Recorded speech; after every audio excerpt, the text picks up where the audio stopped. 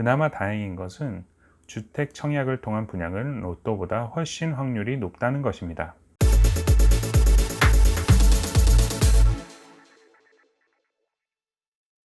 안녕하세요, 한동화입니다. 최근 부동산 정책으로 인해서 부동산 법인 만들기에 대한 혼란이 많을 것으로 생각이 됩니다. 그래서 애프터 서비스로 두 편의 영상을 준비했는데 오늘이 두 번째 영상입니다. 오늘은 조금 난해한 내용이 될 수도 있습니다. 그리고 다른 부동산 전문가들이 다뤘던 적이 많이 없어서 생소한 내용이 될 수도 있습니다. 집중해서 들어주십시오. 본격적으로 들어가기 앞서 우리는 모두 다 군중 심리에 이끌린 부동산 투기욕이 있다는 것을 전제하셔야 합니다. 개인차가 조금 있을 수도 있고 전혀 없는 사람도 간혹 있겠지만 대다수의 사람들은 부동산 자산을 증가시키고 싶어 합니다. 여러 사람들이 모여 앉아 있습니다. 이들 중에는 부동산을 욕망하는 사람도 있고 그렇지 않은 사람도 있습니다. 이들 가운데 조그만 테이블을 놓고 테이블 위에 욕망이라는 초콜릿을 두겠습니다. 아무도 먹지 않는다면 초콜릿이 남아 있겠지만 누군가 먹어버린다면 그 초콜릿은 사라지겠죠. 불이 꺼지고 잠시 후 불이 다시 켜집니다. 초콜릿은 사라졌습니다. 초콜릿을 먹고 싶었던 사람은 화를 냅니다. 크게 욕심이 없던 사람도 이렇게 몇 번의 반복이 일어나면 그조차도 욕심이 생기고 같이 화를 내게 됩니다. 하지만 여기서 중요한 것은 초콜릿을 먹은 사람도 같이 화를 내고 있다는 것입니다. 먹었다는 것을 들키지 않기 위해서 말입니다. 이러한 모습이 부동산에 대한 욕심이 전파되는 과정입니다. 부동산에 대한 욕심은 정도의 차이가 있을 뿐 누구에게나 있습니다. 이것을 전제하고 다른 이야기를 해보겠습니다.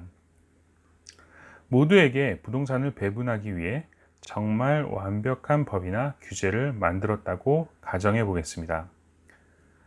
다주택자인 홍길동은 이 규제로 인해 주택을 내놓을 수밖에 없는 상황이 되었습니다. 홍길동에게 세 채의 집이 있습니다.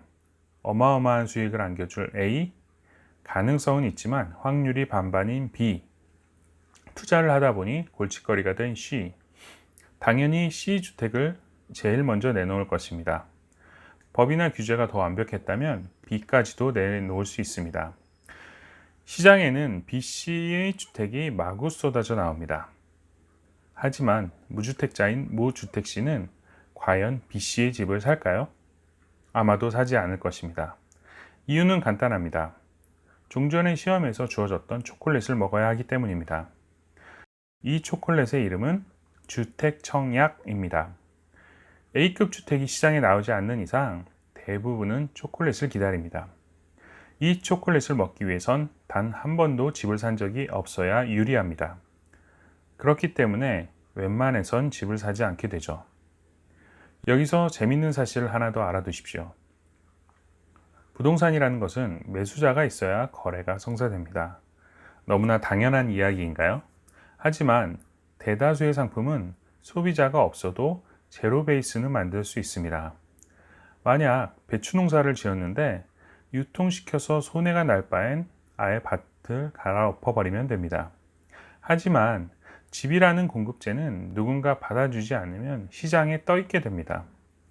정책을 통해 무주택자 받으라고 시장에 많이 뿌려놨는데 무주택자는 받을 생각이 없습니다. 초콜릿을 먹어야 하거든요. 누가 이 초콜릿 먹는 조건에 무주택 기간을 넣었을까요? 왜 공급에 대한 분석은 많은데 수요는 무조건적으로 단정하고 정책을 펼칠까요?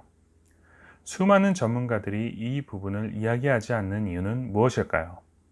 저도 궁금합니다. 결국 B씨 주택은 유동성 자산이 많은 다른 다주택자들이 쇼핑을 합니다.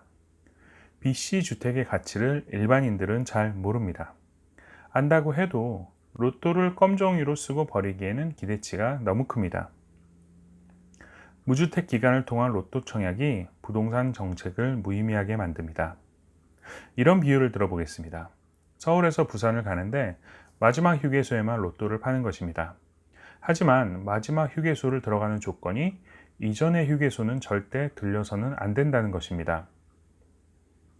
화장실도 가고 싶고 배도 고픈데 중간에 절대 휴게소에 들리지 않습니다. 누군가 바지에 볼일을 보지 않는 이상 휴게소에 들리지 않습니다. 오로지 마지막 휴게소에만 로또를 팔기 때문입니다. 인고의 시간을 지나 드디어 마지막 휴게소에 도착했습니다. 그러나 휴게소에는 차가 너무 많아서 주차를 할 장소가 없습니다. 입구에서부터 출입을 차단합니다. 내가 갖고 싶은 부동산을 갖기 위해서 중간에 내 집을 갖는다는 것은 양질의 자산 관리를 하는 데 있어서 상당히 중요합니다. 모든 소비와 자산 중에 가장 큰 것이 주거 비용인데 이 주거의 결정권을 내가 갖느냐, 타인이 갖느냐는 상당히 중요합니다. 만약 좁아 터진 오래된 아파트라도 내 집이면 조금 불편하긴 하겠지만 주도적인 포트폴리오가 가능합니다. 하지만 전세나 월세 살면 나의 의지와는 상관없이 누수되는 자금이 상당히 많아지게 됩니다. 결혼 초기에 집을 갖느냐 마느냐를 고민하는 부부에게 무조건 사는 것이 유리합니다 라고 저는 상담을 해줍니다. 청약이 아니더라도 좋은 주택은 정말 많기 때문입니다. 하지만 그들이 주택 청약으로 분양받는 것이 좋지 않나요? 라고 물어보면 모든 것이 원점이 됩니다. 그 말이 틀린 말은 아니기 때문입니다. 자, 정리를 해보겠습니다. 주택 청약이라는 혹은 무주택 가산점이라는 초콜릿이 시장에 없다면 정책이나 규제가 그나마 잘 먹힐 것입니다.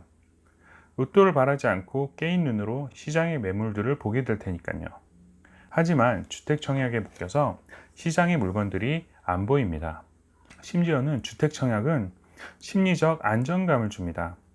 부동산 공부를 안 하게 되는 최고의 변명이 되어주기도 합니다. 아무리 규제를 통해서 다주택자를 탈탈 털어도 결국 그 매물들은 돈 많은 다른 다주택자들이 또 가져갑니다. 10만원씩 저축을 하면 목돈이 모이는데 그 돈으로 로또를 사는 사람들이 이렇게 말합니다. 1등만 되면 그 푼돈의 수백 배는 더 벌어. 틀린 말은 아니기 때문에 로또 사는 사람들을 뭐라고 할 수도 없습니다. 그나마 다행인 것은 주택 청약을 통한 분양은 로또보다 훨씬 확률이 높다는 것입니다. 조금의 음모론도 섞어보자면 이렇게 생각할 수도 있습니다. 막대한 부동산 소득을 영위하는 소수의 사람들을 위해서 일반인들은 주택 청약으로 묶어놓고 몇몇 사람들에게 당첨이라는 희망을 주면서 이 시스템을 유지하는 것일 수도 있습니다. 주택 청약이라는 제도가 다른 나라에도 있을까요? 곰곰이 한번 생각해 보시기 바랍니다. 감사합니다.